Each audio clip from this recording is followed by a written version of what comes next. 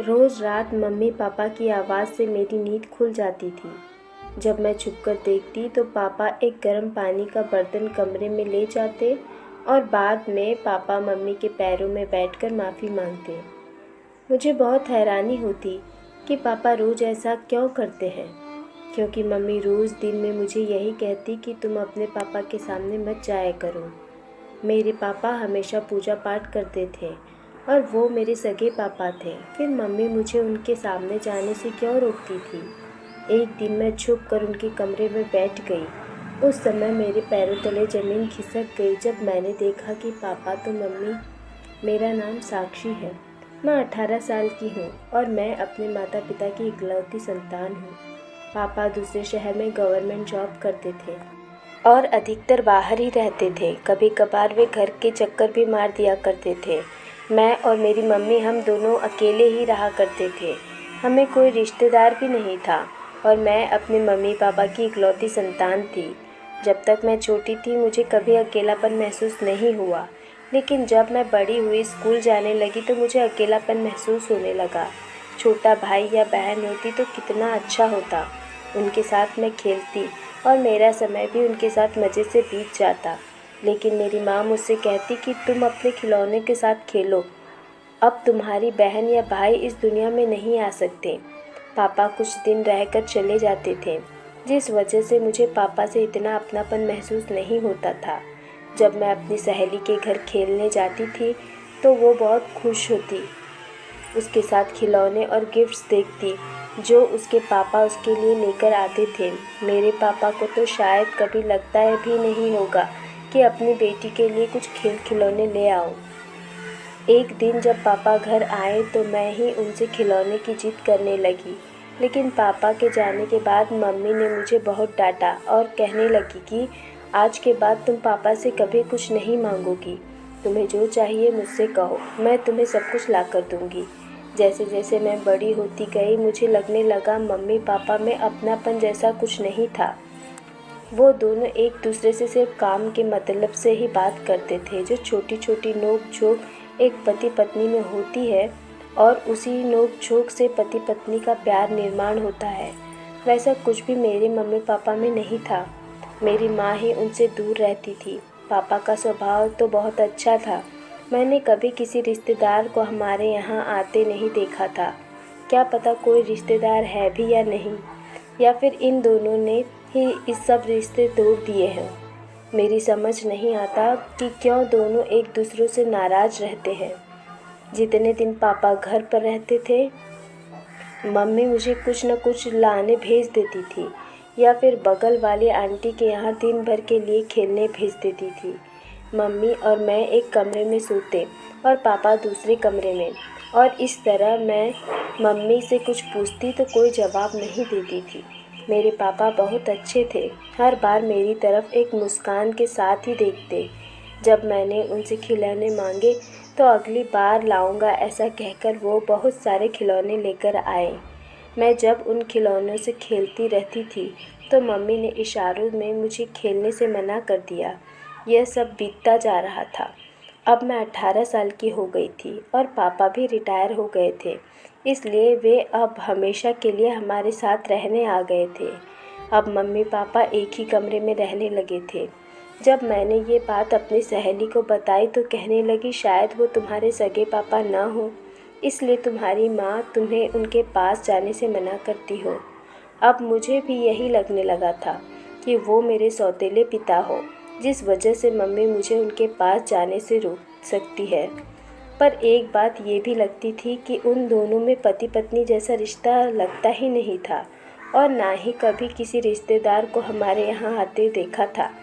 ऐसा तो नहीं इन दोनों ने भागकर शादी की हो, लेकिन उनकी तरफ देखकर लगता नहीं था कि उन दोनों ने लव मैरिज किया हो। कभी कभी पापा को देखकर लगता कि वो मम्मी से प्यार करते हैं, उसका ख्याल रखते हैं, क्योंकि पापा मम्मी के लिए गुलाब के फूल ज़रूर लेकर आते और मम्मी उनकी तरफ देखती तक नहीं थी और वो फूल ऐसे ही मुरझा जाते। पापा को पेंशन ठीक ठाक मिलती थी, जिस पर पूरे घर का खर्च चलता था। पापा अब दिन भर घर पर ही रहते थे। उन दिनों मैं कॉलेज में पढ़ती थी। एक दिन मेरी पहचान की मेरी सहेली के भाई से हुई। पहली नज़र में ही वो मुझे अच्छा इंसान लगा। उसका नाम नीरज था। बहुत अच्छे से उसने मुझसे बात की। घर आकर भी मैं उसी के बारे में सोच रही थी। दूसरे दिन वो उसकी बहन को छोड़ने कॉलेज आया हुआ था। मेरी सहेली निधि मुझसे कहने लगी, आज मैं तुम्हें अपने घर ले जाऊंगी, पर ये बात तुम अपने घर मत बताना। मैं सोचने लगी कि मैं किसी को क्या बताऊं, किसे मेरी इतनी चिंता है। कॉलेज के बाद हम सभी निधि के घर पहुँचे, पर हैरानी इस बात की थी कि वहाँ जाने पर मुझे ऐसा लगा कि मानो सभी मेरी राह देख रहे हों। सभी ने मेरे साथ बहुत अच्छे से बातें की, मुझे उनके साथ खाने के लिए भी रोका। सभी बहुत अच्छे से मेरे साथ व्यवहार कर रहे थे। उनके ऐसे बर्ताव से लग रहा था मानो वो मुझे पहले से ही जानते हों। मैं उनसे आज पहली बार मिली थी। निधि ने मेरी पहचान सबसे कराई। निधि कहने लगी कि ये घर उनके मामा का है। वो सभी बचपन से ही वहाँ रहते हैं। निधि और उसका भाई मुझे मेरे घर छोड़ने तक आए। तब मैंने निधि से अंदर चलने के लिए कहा। निधि बहुत खुश थी अंदर चलने के लिए, लेकिन उसका भाई कहने लगा कि अभी नहीं, ये सही समय नहीं है। मैंने सोचा कि ये समय सही नहीं है मतलब। मैं अंदर गई तो घर में एकदम शांति थी। मैं अपने कमरे में जाने लगी तो मुझे मम्मी पापा की धीमी धीमी आवाज़ आने लगी। दोनों कुछ तो बातें कर रहे थे। मैंने कान लगाकर सुनने की कोशिश की तो पापा मम्मी से कह रहे थे, निशा मेरी सगी बेटी है, तुम मेरी बेटी को मुझसे दूर नहीं रख सकती। वो सिर्फ़ और सिर्फ मेरी बेटी है। मैं उस पर आपकी परछाई तक नहीं पड़ने दूंगी। तुम उसकी जन्मदाता पिता जरूर हो, पर तुम्हारा उस पर कोई हक नहीं है। फिर मैं अपने कमरे में आ गई, पर मेरी ये समझ नहीं आ रहा था कि वो मेरे सगे पापा होकर मम्मी उनके साथ ऐसा व्यवहार क्यों कर रही थी। इन्हीं सवालों से तंग आकर एक दिन मैंने अपनी मम्मी से पूछ ही लिया, मम्मी क्या पापा ने आपके साथ ज़बरदस्ती शादी की थी या आपने भागकर शादी की थी? आप पापा के साथ ऐसा बर्ताव क्यों करती हो? तब मम्मी गुस्से में कहने लगी कि तुम अपने काम से काम रखो, हम दोनों देख लेंगे क्या करना है। आगे मैंने भी फिर कुछ नहीं कहा। अब मैं अपनी सहेली निधि के यहाँ बार बार जाने लगी। उसका भाई नीरज भी मुझसे बात करता था, पर उस दिन से उसने मुझसे बात करना बंद कर दिया था। आजकल मम्मी पापा की बातों से मेरी नींद खुल जाती थी। पहले तब मैं आंखें खोलकर ऐसे पड़ी रहती, लेकिन एक दिन देखा तो मुझे धक्का सा लगा। पापा गर्म पानी का बर्तन लेकर कमरे में ले गए और थोड़ी देर बाद पापा मम्मी के पैर पकड़कर माफ़ी मांग रहे थे। मैं बहुत हैरान थी कि पापा ऐसा क्यों कर रहे हैं। अब उन्होंने ऐसा क्या किया कि वो मम्मी से माफ़ी मांग रहे हैं? और ये सिर्फ एक दिन की बात नहीं थी, रोज़ का सिलसिला था। मुझसे रहा नहीं गया और मैंने मम्मी से इन सब के बारे में पूछ लिया। मम्मी मेरी बातें सुनकर गुस्सा होकर बोली, तुम्हारा दिमाग ख़राब है क्या बेवकूफ़ लड़की? रात में सोना छोड़कर तुम हमारी बातें सुनती बैठती हो, हमें देखती रहती हो। थोड़ी देर बाद मम्मी कहने लगी कि कुछ दिनों पहले मैं घर में काम करते वक्त गिर गई थी और पैर में चोट लग गई थी। तुम्हारे पापा रोज़ रात गर्म पानी की सिकाई करते हैं और फिर दवाइयाँ भी देते थे। मम्मी ने मुझे वो पैर दिखाया। इधर तक तो बात ठीक थी, लेकिन फिर पापा तुम्हारे पैर पकड़कर माफ़ी क्यों मांगते थे? अब तो मम्मी गुस्से से लाल हो गई और बोली, ज़रूरी नहीं है तुम्हें हर बात बताओ और तुम पापा के सामने मत जाना। मुझसे भी रहा नहीं गया। मैं गुस्से में बोली, मैं पापा के सामने जाऊंगी। अगर तुमने ऐसा कुछ भी किया तो मेरा मरा मुंह देखोगी। मम्मी गुस्से में बोली। मुझे अब इन सारी चीज़ों से बहुत परेशानी सी होने लगी थी। निधि मुझे फिर से उसके घर ले गई। वहाँ दरवाजे पर जैसे ही पहुँची, नीरज को मुझे देखकर मानो चेहरे का रंग ही उड़ गया हो। फिर वो निधि से धीरे धीरे कुछ बोला और निधि कहने लगी, साक्षी हमारे घर कुछ मेहमान आए हैं, क्या तुम फिर कभी आ सकती हो? चलो मैं तुम्हारे घर छोड़ आती हूँ। निधि के ऐसे बर्ताव से मुझे बड़ा अजीब लगा। निधि मुझे अपनी गाड़ी से घर तक छोड़ने आई। गाड़ी से उतरते समय मम्मी ने मुझे देख लिया था, इसलिए नाइलाज होकर मुझे निधि को घर अंदर बुलाना पड़ा। जब वो अंदर आई तो मम्मी कहने लगी कि तुम्हारा चेहरा देखा सा लगता है, कहाँ रहती हो, क्या नाम है तुम्हारे पापा का? आलोक बंसल। ये सुनकर मैं निधि की तरफ देखती रह गई, क्योंकि उसके पापा का नाम आलोक वर्मा था। जब हम दोनों बाहर आए तो मैंने निधि से कहा, तुमने झूठ क्यों कहा? अरे वो घबराहट में गलत नाम निकल गया। मैं कुछ नहीं बोली, लेकिन अब मुझे हर किसी पर शक होने लगा था। मम्मी ने मेरे लिए रिश्ते देखने शुरू कर दिया था, लेकिन इस बारे में मम्मी पापा को कुछ नहीं बताती। कई बार मुझे लड़के वाले देखने आते, पर मम्मी कोई न कोई बहाना करके मना कर देती। मैं भी मन ही मन खुश हो जाती, क्योंकि मेरे मन में तो निधि का भाई था। शायद मैं उससे प्यार करने लगी थी। एक बार मैं कॉलेज से निकल रही थी तो पापा को देखा, और हैरानी की बात, मतलब वो नीरज से बात कर रहे थे। मैं छुप गई, क्योंकि मैं नहीं चाहती थी कि पापा को ये पता चले कि मैं नीरज को पहचानती हूँ। जब निधि नीरज के साथ चली गई, फिर मैं बाहर आई। पापा आज तक मुझे कभी लेने नहीं आए थे, फिर आज कैसे? तो बोले कि इधर से गुजर रहा था तो सोचा कि तुम्हें अपने साथ ले चलूं। रास्ते में पापा ने मुझसे कई सवाल किए, तुम्हारी मम्मी तुम्हारे लिए लड़का ढूंढ रही है। मैंने सिर हिलाया। पापा चुप हो गए। मुझे लगा कि पापा कुछ तंग से लग रहे थे। मुझे लगा पापा कुछ तो करेंगे, पर पापा की मम्मी के सामने कुछ न चली। एक दिन मैं कॉलेज से घर आ रही थी। मम्मी घर पर नहीं थी। पापा किसी लड़के के साथ बैठकर बात किए जा रहे थे। वो लड़का मुझे ही देखे जा रहा था। मुझे देखा पापा बोले, ये विनीत तुम्हारे ताऊजी का बेटा, ये दूसरे शहर में रहता है। मैं सोचने लगी कि हमारे तीनों के अलावा और कोई रिश्तेदार है, हमें आज तक कभी पता ही नहीं चला। आखिर ये सब चल क्या रहा है? जैसे ही विनीत जाने लगा उतने में मम्मी आ गई, और फिर तो मम्मी ने घर में तमाशा ही कर दिया। मैं तो दंग रह गई थी। मम्मी कहने लगी कि आज के बाद अगर इस घर में कोई और इंसान दिखा तो मुझसे बुरा कोई नहीं होगा। मुझे पापा पर बहुत दया आ रही थी। मुझे जानना था कि आखिर मम्मी ये सब किस लिए कर रही थी। दूसरे दिन सुबह मम्मी सो रही थी और पापा पूजा कर रहे थे। थोड़ी देर बाद पूजा करते करते पापा अचानक से गिर गए। मैं दौड़कर उन्हें उठाने गई और मम्मी को ज़ोर ज़ोर से आवाज़ देने लगी। पापा पसीने से नहा चुके थे। पापा की हालत देखकर हम दोनों ही घबरा गए। जैसे तैसे हम पापा को लेकर अस्पताल पहुँचे। डॉक्टर ने पापा का चेकअप किया और कहा कि ज़्यादा टेंशन के कारण उन्हें अटैक आया है। हालात ऐसे थे कि गिरते समय पापा को चोट लग गई थी और काफ़ी खून बह गया था। उन्हें खून की ज़रूरत थी, पर ना मेरा ना मम्मी का ब्लड ग्रुप मैच हुआ। उतने में मैंने निधि को फ़ोन किया, जो अपने भाई नीरज के साथ आई। जब नीरज को ब्लड ग्रुप बताया तो वो खून देने के लिए राज़ी हो गया, लेकिन एक शर्त पर कि मैं उससे शादी करूंगी।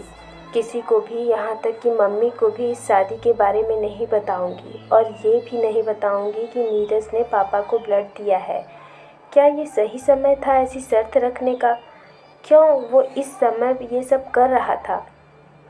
कुछ समझ नहीं आ रहा था, पर मुझे पापा को बचाना था, जिस वजह से मैंने बिना सोचे हाँ कर दिया। फिर नीरज ने पापा को ब्लड दिया और उनकी जान बच गई। कुछ देर बाद निधि मेरे पास आई और बोली कि कल शादी के लिए तैयार रहना। मैं बहुत डर गई कि अगर मम्मी को ये बात पता चल गई तो पता नहीं मेरा क्या होगा। आखिर इन दोनों भाई बहन के दिमाग में चल क्या रहा था? और ये भी हो सकता है कि ये सब वो अपने घर वालों को बिना बताए ही प्लान कर रहे हो। लेकिन हैरानी तब हुई जब निधि मुझे अपने घर ले गई। घर में साज सजावट हुई थी। सभी ने अच्छे कपड़े पहने हुए थे, जैसे नई नवेली दुल्हन का स्वागत होता है। ऐसा मेरा स्वागत किया गया। मेरे मन में शक पैदा हुआ, लेकिन उनके प्यार और व्यवहार से मैं उन पर शक कैसे करूं? मैंने अब सब कुछ अपनी किस्मत पर छोड़ दिया था, और आखिर में हमारी शादी हो गई। घर में सभी लोग बहुत खुश थे, पर इन लोगों को क्या पता मेरे बारे में सब कुछ कैसे पता। लेकिन उन्हें देखकर लगा कि क्या पता मेरी ज़िंदगी की ये पहेली सुलझेगी भी या नहीं। पर मम्मी की तरफ देखा तो लग रहा था कि पापा की ऐसी हालत देखकर वो थोड़ी परेशान सी थी। मैंने उसे छुप छुप कर रोते हुए देखा था। दूसरे दिन हम घर पहुँचे। थोड़ी देर बाद दरवाजे की बेल बजी और दरवाज़ा खुलते ही मेरी मानो सांसें ही रुक गई हो, क्योंकि दरवाजे पर मेरे ससुराल वाले खड़े थे। मेरे तो चेहरे का रंग ही उड़ गया था। मम्मी उन्हें देखकर ज़ोर से चिल्लाई, आप लोगों की हिम्मत कैसे हुई यहाँ आने की? मेरा किसी से कोई रिश्ता नहीं है। नीरज के पापा बोले, तुम चाहे मानो या ना मानो, लेकिन तुम्हारी बेटी के साथ अब रिश्ता है। वो अब हमारे घर की बहू है। कुछ दिन पहले ही नीरज और साक्षी की शादी हुई है। इतना सुनते ही मम्मी मानो सुन्न सी हो गई थी। तब भी मम्मी ने बहुत तमाशा किया। वो लोग पापा से मिलकर चले गए। उनके जाने के बाद मैंने मम्मी से कहा, मम्मी आखिर बात क्या है? आपका और उनका रिश्ता आखिर सच्चाई है क्या? मुझे सब जाननी है आज। कुछ देर बाद चुप रहने के बाद मम्मी कहने लगी, मैं और तुम्हारे पापा एक ही कॉलेज में पढ़ते थे और एक दूसरे से प्यार भी करने लगे थे। सबसे अच्छी बात यही रही कि घर वालों को भी कोई दिक्कत नहीं थी और हमारी शादी तय हो गई। एक दिन इसी खुशी में तुम्हारे पापा ने दोस्तों को पार्टी दी। सब जाने लगे तो मैं भी जाने लगी, लेकिन तुम्हारे पापा ये कहकर मुझे रोक लिए कि कुछ देर बाद चले जाना। हम दोनों को बातों में समय पता ही नहीं चला और फिर तुम्हारे पापा के अंदर का मानो राक्षस ही जाग गया हो। नशे में वे पूरी तरह से धूत हो गए थे और उसी दौरान हम दोनों में वो हो गया जो नहीं होना चाहिए था। वो मेरी कुछ सुनने के लिए तैयार ही नहीं थे। मैं बस रोए जा रही थी। सुबह होने तक मेरी ज़िंदगी बदल सी गई थी और सभी यही कहने लगे कि शादी के पहले ही सारे काम करके बैठ गई है ये लड़की। लोग हमें अब ताना मारने लगे थे। मैंने जब तुम्हारे पापा से शादी के लिए कहा तो कहने लगे कि अभी पहले गवर्नमेंट जॉब लग जाए फिर शादी कर लेंगे। कुछ समय बाद मुझे पता चला कि मैं प्रेग्नेंट थी। पता नहीं कैसे ये बात मोहल्ले में आग की तरह फैल गई।